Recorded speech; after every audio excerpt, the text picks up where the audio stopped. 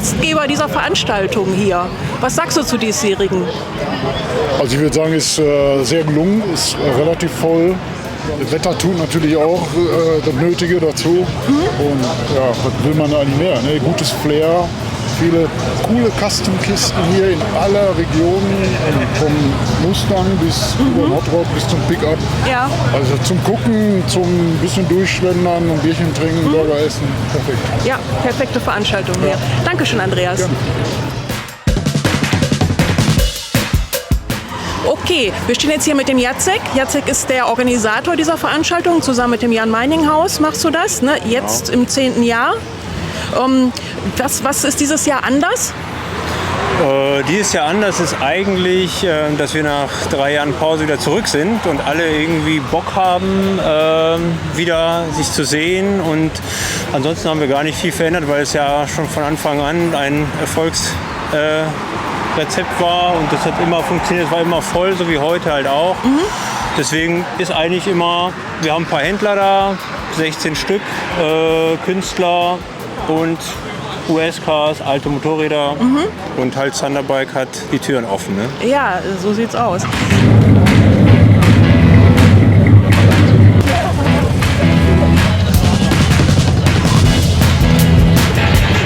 Jan Meininghaus, einer der Organisatoren. Und, was sagst du zu dem Tag bis jetzt? Bisher ziemlich cool. Ist auch nicht so brennend heiß wie sonst die letzten Jahre immer. So Aber du bist ja gut ausgerüstet, ne? Mit der total hier, ne? Ja. Ja. Genau. Trotzdem ganz schön warm. Ey. Ist halt so eine schwüle Wärme. Aber die Leute kommen trotzdem, ne? Ja, Ist angenehm voll. ja, Parkplatz ist voll, habe ich gesehen gerade.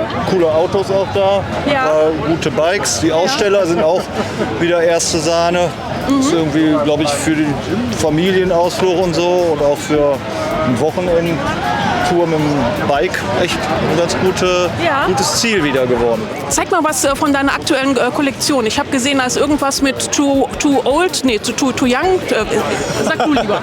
Das ist Born Too Late, das ist Ja. so eine Retro-Geschichte, die sich eher so in die End-70er orientiert, weil das irgendwie so ein Herzblutprojekt von mir ist, also die Zeit, die ich gestalterisch, grafisch und Ja. so irgendwie vom Feeling am interessantesten finde. Ja, finde ich sehr cool, auch mit den Farben. Das sieht Genau. sehr authentisch aus, also macht einfach Bock. Das war nicht grau und kastenförmig alles, sondern das war noch irgendwie ein bisschen lustiger.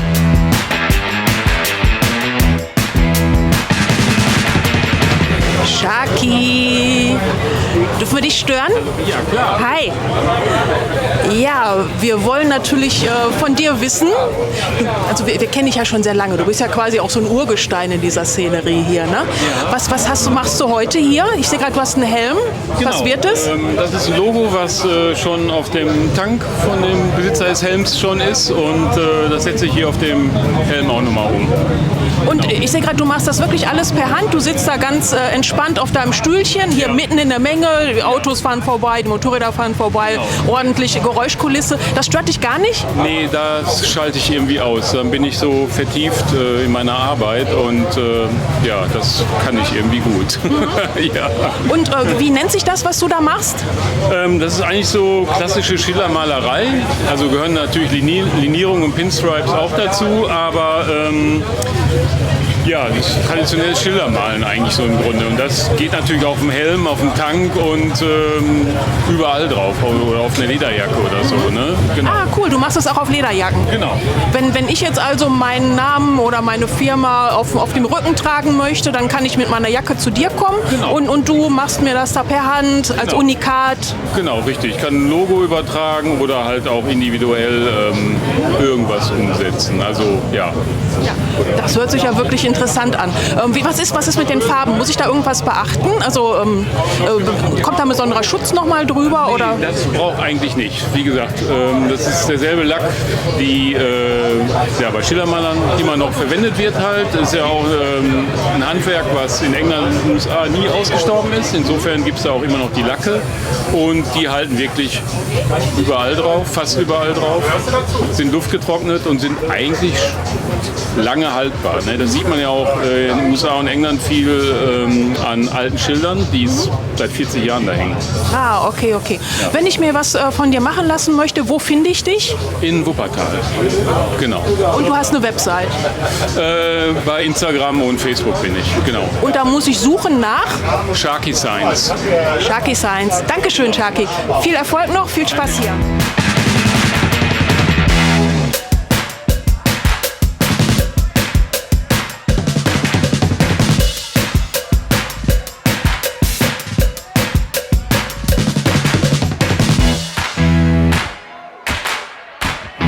Hi, dürfen wir dir bei der Arbeit zusehen? Ja, natürlich, gerne. Was ist das denn? Was machst du denn da? Das ist jetzt dann einfach eine Rose mit ein paar Kringeln und sowas. Und wofür zeichnest du das? Ach, gerade eigentlich einfach nur so. Also ich habe mir gedacht, bevor ich hier einfach nur so rumsitze, kann ich auch einfach ein bisschen malen. Ah, okay. Aber du bist ja nicht zufällig hier, ne? Nein, ich bin mit meinem Vater hier, genau. Und dein Vater macht was hier? Der tätowiert. Der tätowiert. Sitzt der hinter mir? Nein, das ist der Mann in dem pinken T-Shirt. Der Mann in dem pinken T-Shirt. Ja. Da müssen wir gleich auch noch mal sprechen. Malst du Vorlagen für ihn zum Tätowieren? Nein, ich tätowiere auch selber. Tatsächlich? Ja. Aber wie cool ist das denn? Was sind so deine Tattoos? Sachen, die hier drin sind, das ist so das, was ich gemacht habe. Ja. Und, Magst du uns das mal zeigen? also beispielsweise das hier, das sowas. Ja, genau, sowas einfach. Tiger mit den Herzen. Dankeschön. Das sind deine Vorlagen und die tätowierst du auch. Ja, genau. Sehr schön. Wo finden wir euch? Wo kommt ihr her? Aus Dienstlagen. Dienstlagen. Ja, Ist ja genau. ganz in der Nähe hier. Ja, ist gar nicht so weit weg. Ja, sagst du uns deinen Namen noch? Fee. Fee. Ja. Vielen Dank, Fee, und viel Erfolg. Danke auch.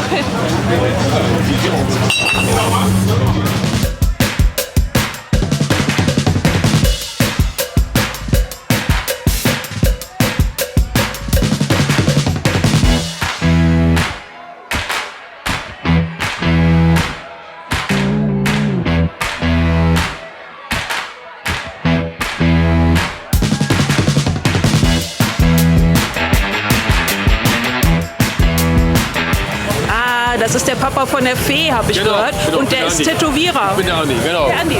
Und schon seit 27 Jahren. Was? 27 Ja, 27 Jahre. Und ihr kommt aus Dienstlagen. Yes. Dein Studio heißt Mein Studio heißt Hang Loose Tattoo. Hang Loose Tattoo. Genau. Ist ja auch so ein Szene-Urgestein, ne? Also den Namen habe ich schon Ja. oft gehört. Genau. Ja. Seit 95. Seit 95. Ja. Das Rumble and Thunder hier? Da sind wir jetzt, glaube ich, schon zum 4. Mal dabei mittlerweile. Ja. Das 4. Mal. Also auch schon Oh, schon Stammgast. ungefähr, ja. Ja. Genau. Ist es ungefähr so, wie du erwartet hast Ja, hier? eigentlich schon. Ja. Das ist immer total entspannt hier. Ganz gechillte Leute. Ne? Also super. Ja. Auf jeden Fall. Ja, hat sich gelohnt für dich. Ja, klar. Ja, Immer sehr schön. Spaß hier. Ja. Immer super. Auf jeden Fall. Viel Erfolg euch beiden. Danke. Ciao.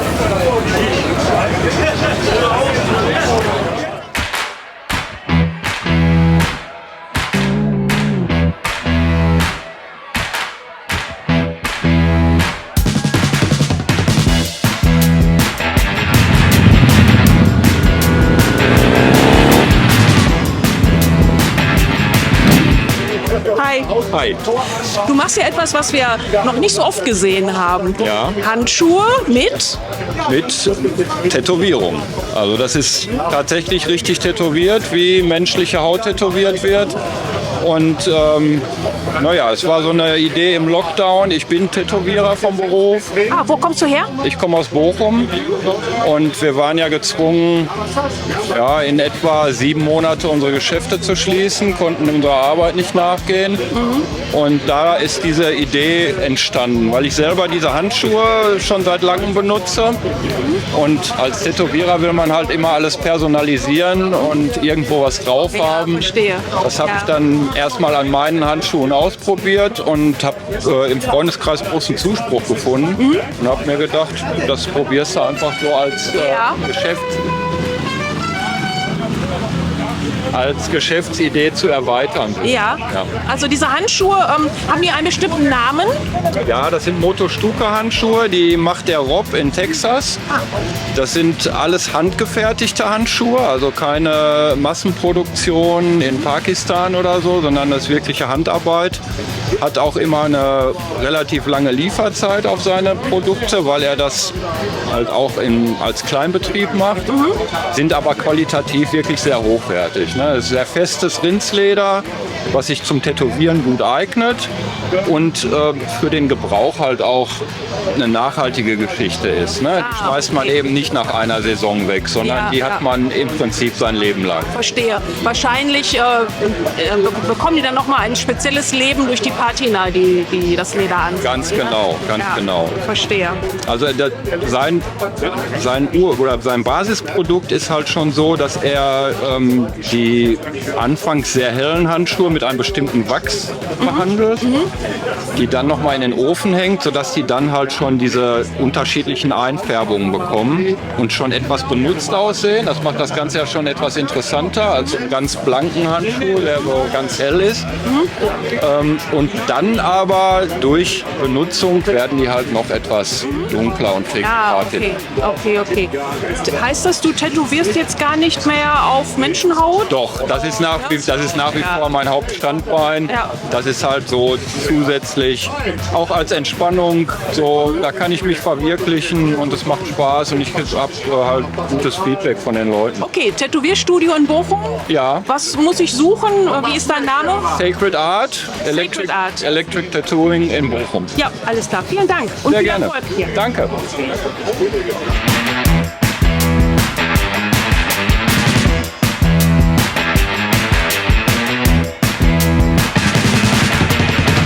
Next Stop, Shane Stitch. Hi. Hi. Magst du uns mal erklären, was du da machst? Ja, ich sticke Patche oder sticke direkt auf Jacken mit ganz alten Stickmaschinen. Mit ganz alten Stickmaschinen? Wie muss ich mir das vorstellen? Also das ist komplett ohne Elektrik.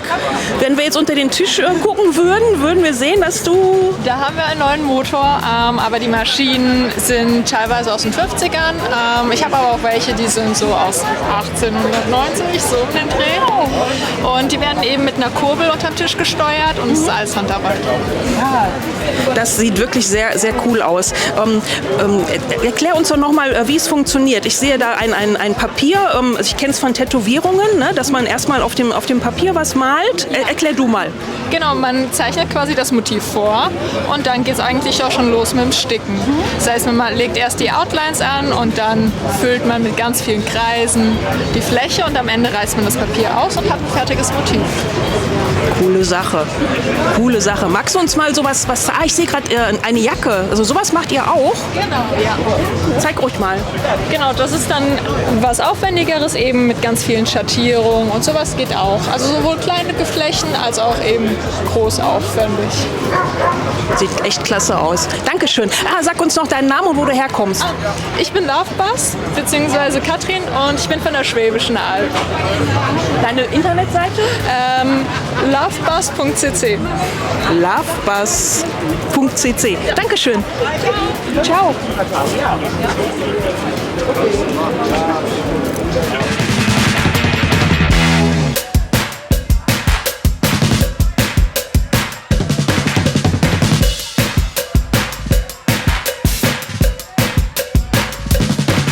Hi, Markus, Rohrott. Was ist das?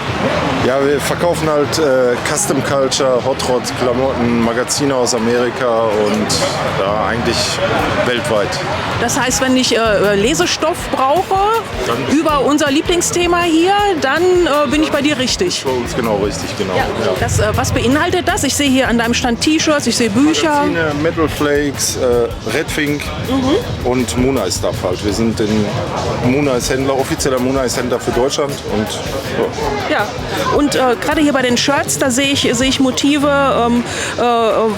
Magst du dazu mal was sagen? Ja, wir lassen halt von, ich sag mal, europaweit Künstlern Motive machen und machen dann unsere eigenen Shirts halt für den Shop. Das geht so ein bisschen in Richtung Redfink, ne? Ja, Redfink und alles so Lowbrow Custom halt. Habt ihr ein Ladenlokal Ja, in Bottrop. in Bottrop? In Bottrop Stadtmitte, ja. Ja. Okay, wenn ich im Internet suche, Ruhrrott, Bottrop, Findest du es auch, ja. Find ich's auch. Und wir haben jeden ersten Samstag im Monat haben wir halt den Laden auf. ah cool, dann habt ihr den Laden auf. Krieg ich auch einen Kaffee bei euch? Kriegst auch einen Kaffee, ja. Super, muss ich hin. Du kannst den Glatzo fragen, du kriegst immer einen Kaffee. Das stimmt. Ja, sehr schön. Dankeschön, Markus. Viel Erfolg Danke hier. dir, danke.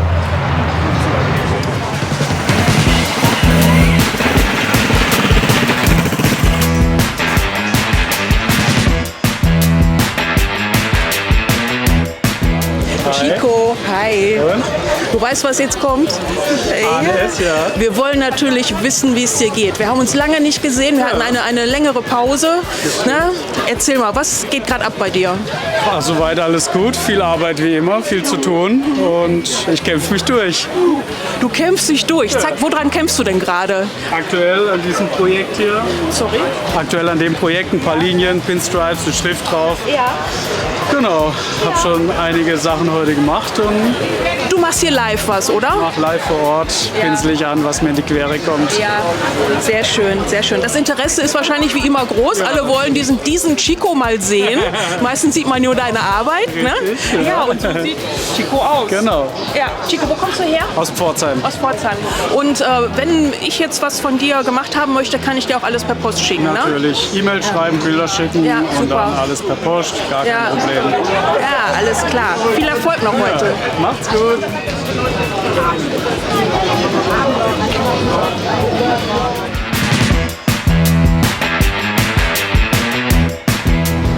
Hi. Hi. Die Flake Kings. Wie lange haben wir uns denn nicht gesehen?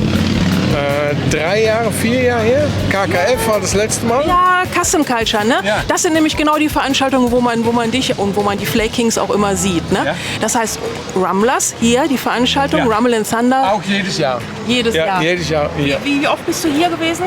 Puh, schon 8 Jahre? Ja, ja. Ich glaube schon. Ja. Aha. Ja, das kann sein. Und ihr macht ein ganz besonderes T-Shirt-Design, ne? Oder Ja. überhaupt Designs. Ja. Zeig uns mal das aktuellste.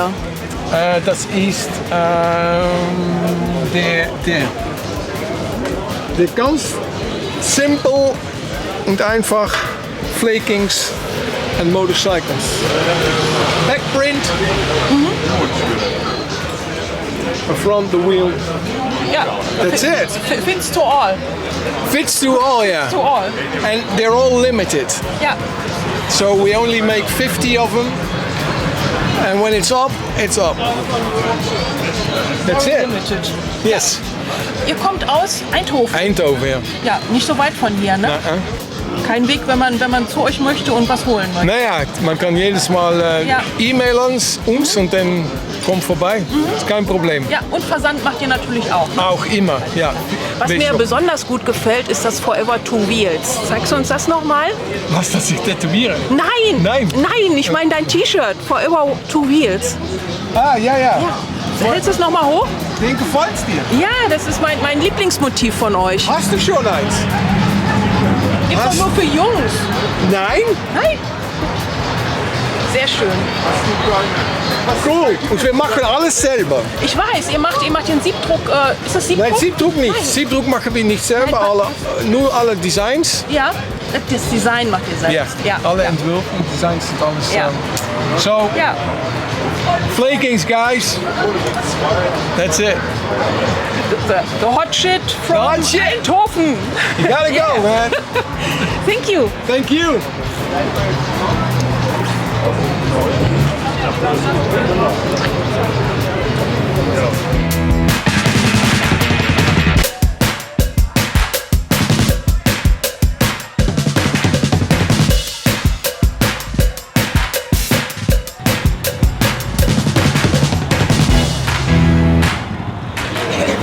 Musee. Hey. Hey. Ich habe ja schon angekündigt, dass wir kommen. Ja. Was hast du denn da in der Hand? Ich habe hier eine Airbrush-Pistole in der Hand. Ich mache hier heute für die kleinen Verbrecher Airbrush-Tattoos, damit die aussehen wie Mama und Papa. Oder? Cool. Das heißt, wenn ich mit meinem Kind bei dir vorbeikomme, dann machst du da den Anker und das Segelschiff auf den Arm. Und eine Träne unterm Auge, so was man halt so braucht. Ne? Was man als Knacki-Kind so hat. Ganz ne? genau. Ja, coole Sache. Sag mal, wo kommst du her? Ich komme aus Hamm. Du kommst aus Hamm? Was machst du genau? Also wenn du mal keine Kinder tätowierst? Ich habe ein kleines Tattoo- und Kunststudio und das ist so mein Haupterwerb, sage ich jetzt mal, so Graffiti-Malerei und sowas. Und das mache ich so für Spaß. Und dass es dir Spaß macht, sieht man ja. Also immer wenn man zu dir rüber guckt, ne, dann hast du dieses Lächeln. Vielleicht kommt das auch vom Radler. Kann auch vom Radler. Kann auch vom Radler kommen, okay. Viel Erfolg hier heute. Dankeschön.